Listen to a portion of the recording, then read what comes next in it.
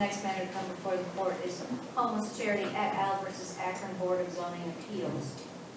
Both sides will have 15 minutes to present oral argument. The appellant may reserve up to 5 minutes for rebuttal. I'm keeping the clock, but as you can see, we also have it displayed on the screen over there. But if you let me know if you'd like to reserve any time when you get started, that kind of helps me pace it for you when you're getting close to that time. Please do not use the names of any minors or victims of crime. I don't think it applies to this case. However, we are recording oral arguments and it will be posted on the court's YouTube channel. The court's read the briefs and we are ready to proceed when you are.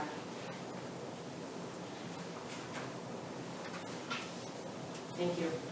May it please the court, I'm Diana Simpson on behalf of appellants Sage Lewis LLC, and the Homeless Charity. I'd like to reserve 5 minutes for rebuttal. Sage Lewis and the Homeless Charity want to use 15 Broad Street to help the homeless every day by providing food, showers, laundry, and computers. In the event of an acute, life-threatening emergency, like sub-zero temperatures, they want to be able to set up a handful of tents for people who have no other option just until the emergency passes. But the BZA prohibits this, forcing appellants to send homeless people out into the night, back to the forest or an underpass where they may very well die. Akron zoning code does not require this, and the Ohio and U.S. constitutions prohibit it. The lower court made 3 critical errors. First, the lower court disregarded the facts in the whole record, which overwhelmingly support the variance.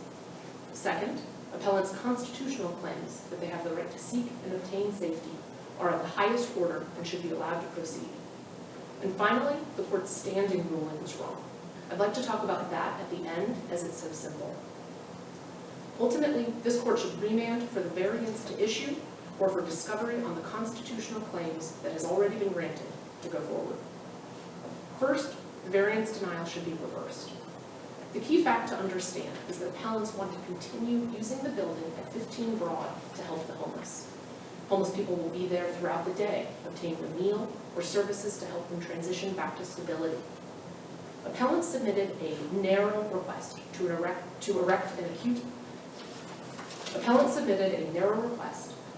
a tent in an acute emergency, like life-threatening cold, when someone will otherwise be forced to sleep out in the danger, at least until the emergency passes.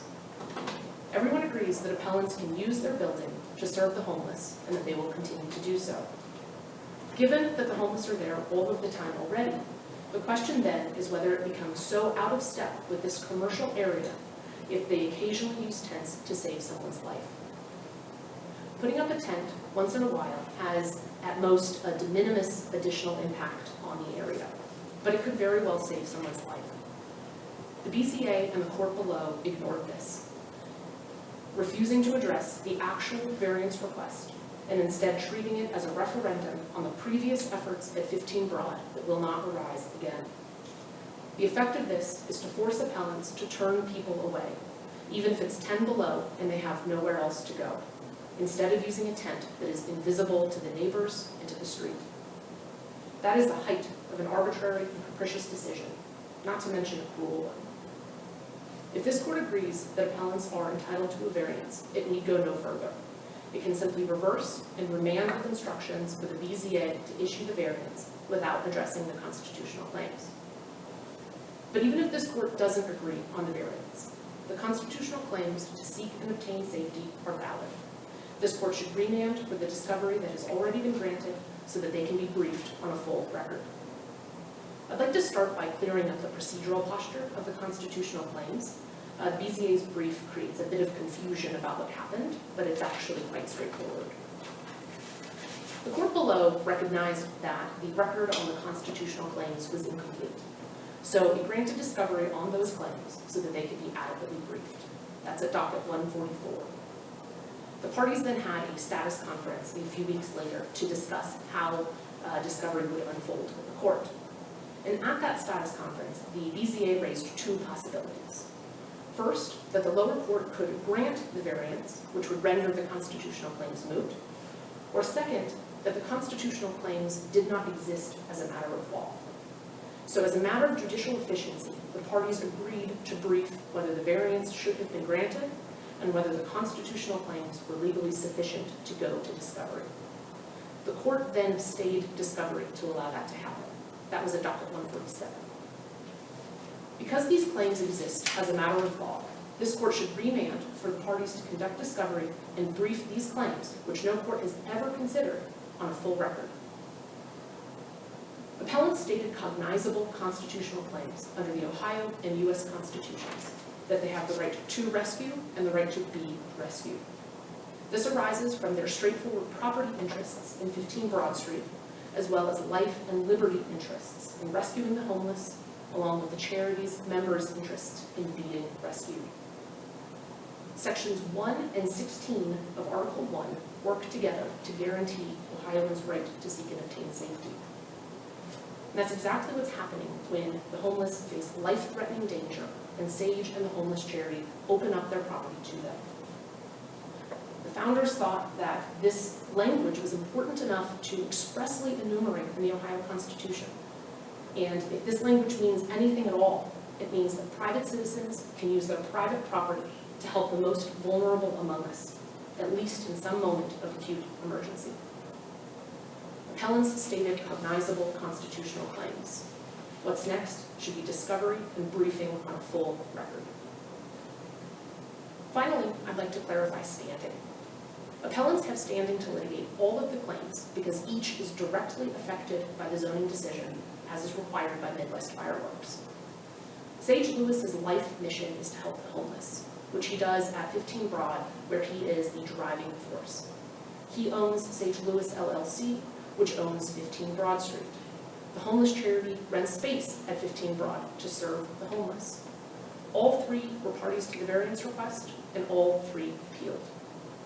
The lower court ruled that the homeless charity board members needed standing in order to litigate on the members' behalf. But that is simply wrong as a matter of black letter law. The question under Hunt is whether the group's members have standing. And here, the members are the homeless themselves seeking to be rescued. They have standing to assert that right. In conclusion, appellants respectfully request that this court reverse and remand, either for the BZA to issue a variance for a handful of tents in an acute emergency, or for discovery on the constitutional claims. If your honors don't have any questions, I would be happy to save time for rebuttal. Seeing none, thank you. You'll have 5 minutes to rebuttal. Thank you.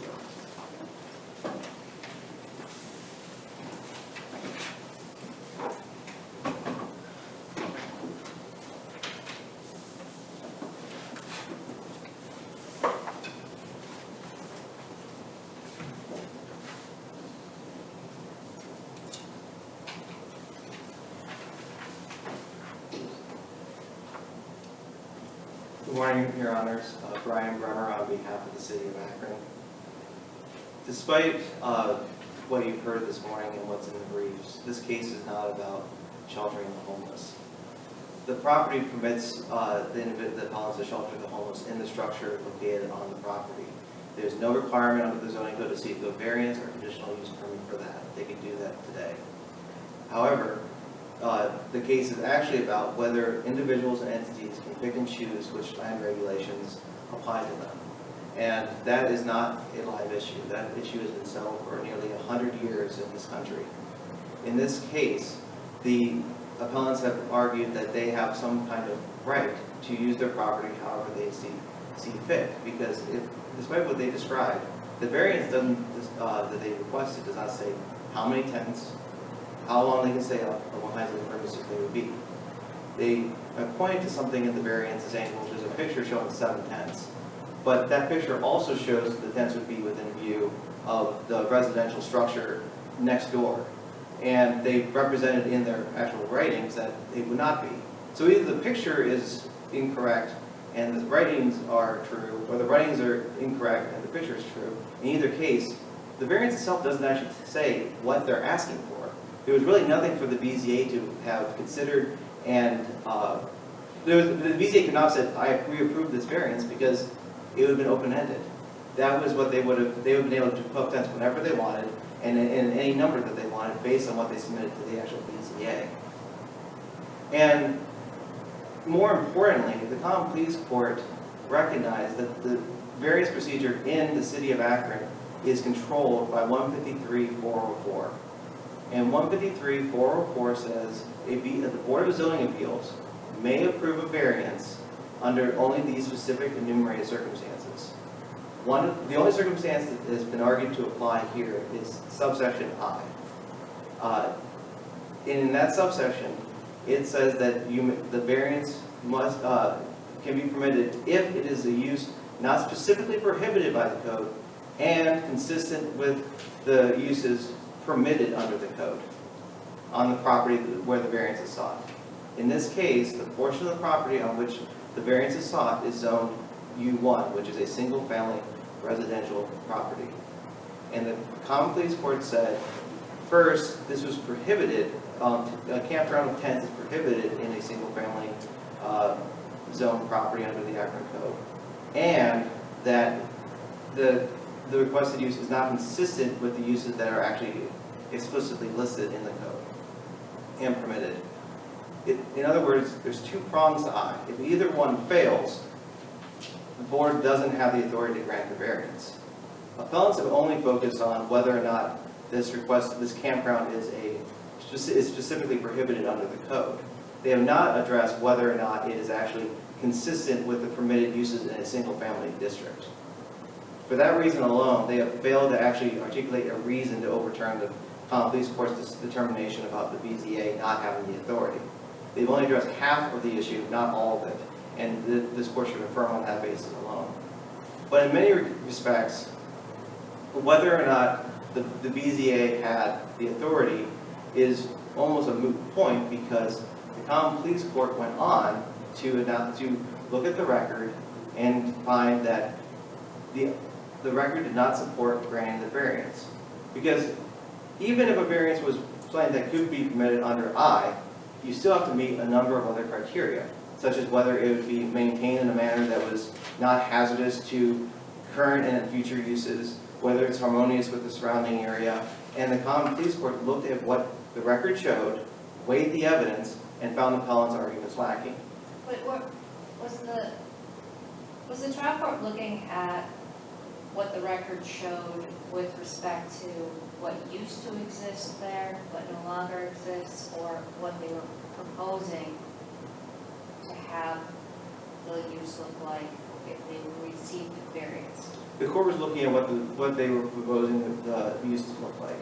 But the court was being informed by the past practice of appellants. Appellants represented that they would no longer create hazards to the surrounding area. But the court is not required to accept that statement as true, especially given their past behavior in this case. This property has been used consistently in a manner that violates the zoning code, and was maintained in a manner that caused significant upticks in police reports, noise, debris, trash, and there's even pictures in the record of when the campground was dismantled, the tents were full of garbage. The idea that this was that they cleaned this area up is not true. They just hidden all the refuse inside these tents. So the court looked at all of this and was permitted to weigh that evidence and find that she did not believe it to be true that going forward this would be maintained in a manner that was consistent, not hazardous to the surrounding uses. But isn't the request for a variance an attempt to comply with the zoning code? Does that make sense? It's asking for an exception to the zoning code. The zoning code itself does not. You have no inherent right to a variance, and the zoning code itself, by requesting a variance, you're recognizing the code that what you're asking for is actually not permitted by the code on the property where you're asking for it. So in the sense of you trying to get an exception that you could operate going forward in a manner, if you receive the variance, yes, you would be in compliance with the zoning code going forward.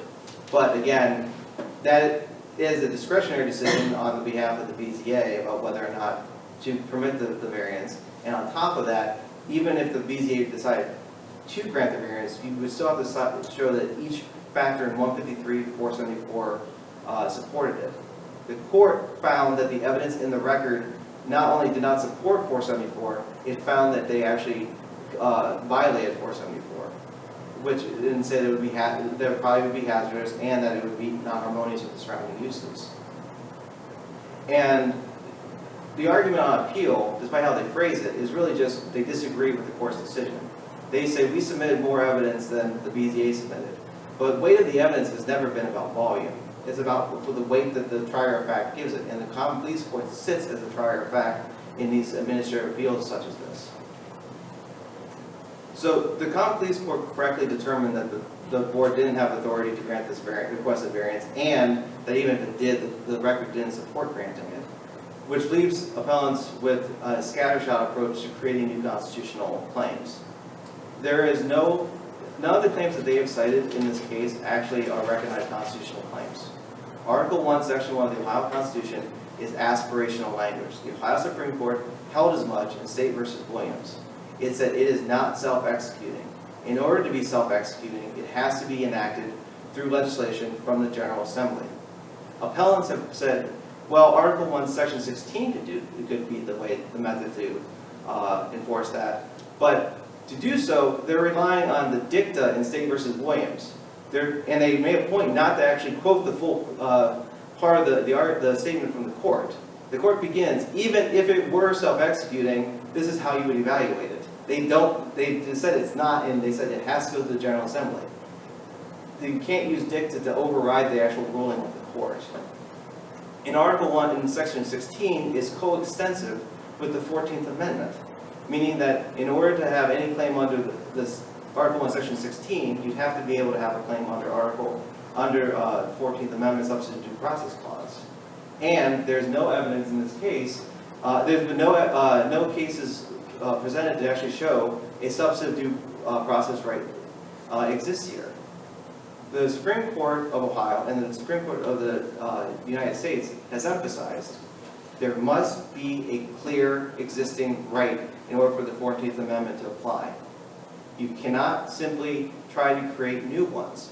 And the reason is that there's inherently a subjective aspect to substantive due process.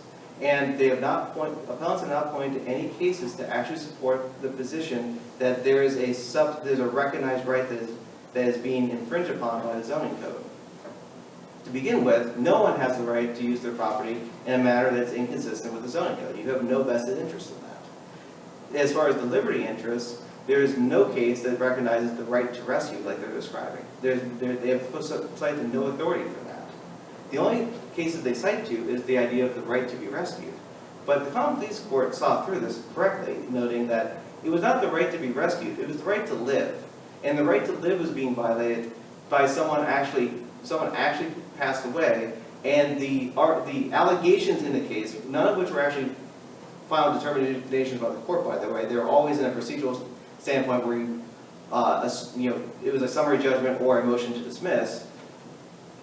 Those cases involved alleging that someone was deprived of their life through an arbitrary decision of the government.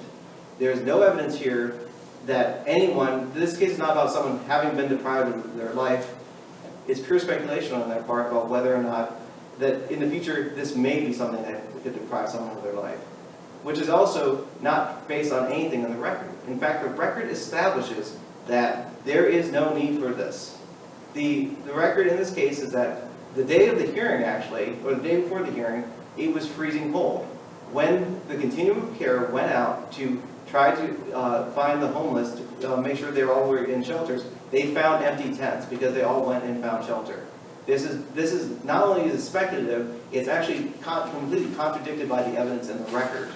And the record in this case is what was before the BZA. The BZA, this is a 2506 appeal. The record on appeal is limited to what is before the BZA. And in this case, the record for the BZA shows that this is not, that no one is in danger if this variance is denied. Furthermore, addressing the issue of standing, the Common Pleas Court also correctly determined that the homeless charity is not a membership organization. That is a factual finding of the court. The evidence in this case does not support the idea that this is a membership organization. It is a charity that was created to provide for the homeless, not to be a membership organization to advocate for them. The directors of the charity are not homeless, The homeless have no say in the actual organizational structure of the charity. All the evidence in the record about the things the homeless are able to control was based solely around the campground that no longer exists. And their position on appeal is that, well, that campground is not the same thing as the variance, so clearly that wouldn't even give them standing through that method, that means either. And in Hunt versus the Washington Apple Advertising Committee, the Supreme Court pointed out that is not a traditional membership organization, but it has the characteristics of it. The board are all elected by the members, the board is all members, the fees are all paid by the members, and the decisions about how the finances are spent are by the members. That is not, none of that is present here. And all of this is the homeless charities attempting to raise constitutional claims on behalf of non-parties. Furthermore, none of these constitutional claims exist, but even if they did, they're all waived because they were not raised at the Board of Zoning Appeals. The constitutional claims need to be raised at the first opportunity. The record needs to be established for as-applied challenges, which is what this is. And the as-applied challenge in the Common Pleas Court is limited to what was presented to the BZA because you need to put everything before the BZA so the BZA has all the information to decide whether or not to grant the variance. And then and by not raising it down below, they've deprived the city of the opportunity to help create the record. Furthermore, these are barred by res judicata because all the claims could have been raised in a timely appeal from the denial of conditional use that these individuals raised previously. They never appealed that. Is it truly raised judicata since they're asking for a variance on conditional uses? The constitutional claims are the same. The constitutional claims go to the underlying zoning, not to the proposed use of the property. And you could have raised that in the previous appeal. The other issue I wanted to point out too is they suggested that there should have maybe been a cross appeal in this case. What would we have been cross appealing? We are suggesting reasons to affirm the trial court's decision. We are not asking you to change the trial court's decision. The ultimate decision of the trial court was to deny the appeal. That was what the trial court decided. That is what we were arguing. Waiver, res judicata, lack of constitutional claims, and the actual record support. We did not, if we had cross appealed, the entire appeal would be moot. We could not file an initial appeal arguing about the trial court's decision on res judicata or standing. We'd won. It would be a complete meritless appeal. And cross appeals are not designed to raise meritless appeals. They're designed to defend the judgment, which is what we're defending the judgment in this case here. And then finally, I just want to point out the record is appellant's position that this was some kind of quasi 12b6 motion is completely not true. The record does not support that. That is not what was discussed at the status conference. That is wishful thinking on their part. The trial court didn't believe it. We didn't believe it. We pointed it out on the record, and the court ruled on this as a 2506 appeal. And civil procedure does not apply in 2506 appeals. Thank you. Thank you, counsel.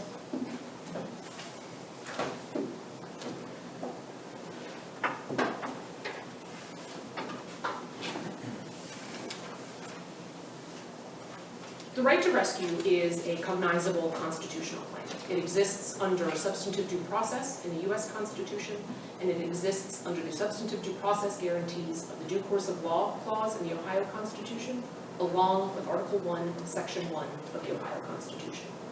The language of Section 1 is not meaningless. It is an expressly enumerated right that the founders placed, and the BZA says that it's meaningless, but there's no reason to believe that the founders would have placed it without having a purpose for that language. And certainly, if that language applies anywhere, it applies in this kind of situation, where a private property owner wants to use his property to help other people. No court has ever considered this claim under the Ohio Constitution. Surely, this language is important, and the best route forward is to allow the parties to go pursue discovery and brief these claims under a full record. Under the U.S. Constitution, there are a series of cases that are instructive. And I point this court in particular to Munger, which is one of the cases we cite in our opening brief. We address this at pages 30 to 34 of our opening brief. Munger is the Ninth Circuit decision where the police forced a man out of private property. They forced him to leave a bar into the cold. It was 11 degrees out. They forced him to walk away, and he froze to death. And that is certainly the exact same kind of situation that we have here. That's what Akron wants to do. They want to force people off of private property and into potentially life-threatening danger. And in Munger, the court found that there was no qualified immunity on summary judgment, which is to say that the plaintiff won. And if the plaintiff can win in Munger, then certainly we have stated a claim that is sufficient to go forward to discovery. I'd like to respond to the BZA's arguments on waiver and res judicata. And it actually is critical that the BZA did not cross-appeal, because the court below held that we had not waived our constitutional claims and that res judicata did not apply. And so under Harper and under Appellate Rule 3C, the BZA needed to cross-appeal in order to press those claims here. They didn't, so they've waived their ability to pursue those claims. In any event, neither waiver nor res judicata even apply here. So the BZA had no authority to interpret the Constitution, so we were not required to assert constitutional arguments there. That's under a case called Jones that we cite in our brief. But beyond that, the BZA's decision is what created the constitutional problem. So there was nothing for us to appeal until that decision was issued. And we filed an appeal challenging that decision in our very first opportunity. And we raised the constitutional claims in our notice of appeal from that decision. And as for res judicata, that requires identical parties, facts, and issues. And none of those three elements are met here. And I point this court to the decision in Davis, which is also a 9th District decision, which says that there is no res judicata when a property owner modifies a variance request responding to a previous denial. That's exactly what we have here. Our request was very specific, and it sought narrow, as-applied ruling for emergencies only, to be able to use tents in a very narrow circumstance. That is substantially different from the conditional use permit request that was before the City Council, which is a different party from the BZA. And so because it is a different type of request, res judicata cannot apply. And unless this court has any other questions, appellants respectfully request that this court reverse and remand, either for the BZA to issue a variance or for discovery on the constitutional claims. Seeing none, thank you. Thank you all for your very recent presentations today. Court will take the matter under advisement. We will issue a written decision, which will be mailed to all parties to this appeal, as well as posted on the Class Supreme Court website. We are adjourned until our next scheduled oral argument.